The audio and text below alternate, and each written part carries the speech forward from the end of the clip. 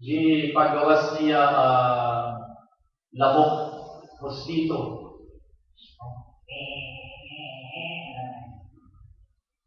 So the German got his sword. And with one swing, sus, natagak ang lamok. Ditungat niya ang lamok.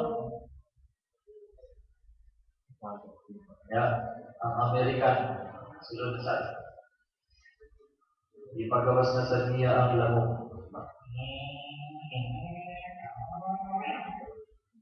And then he got his sword. And then, agak ang lamok. Upat, natunga, nahati sa upat. Nabuot ang lamok.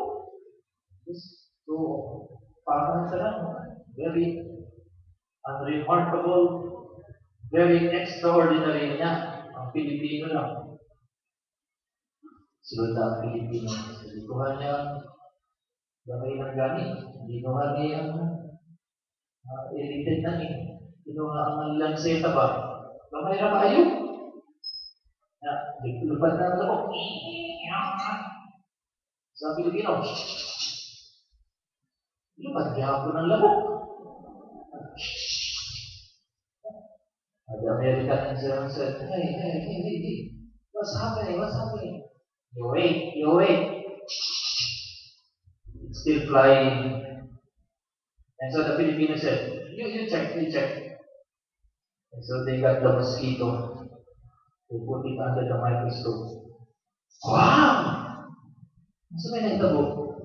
Gitupihan di kaya lamok. Gitupihan, nagpa-haircut ang lamok. Something extraordinary.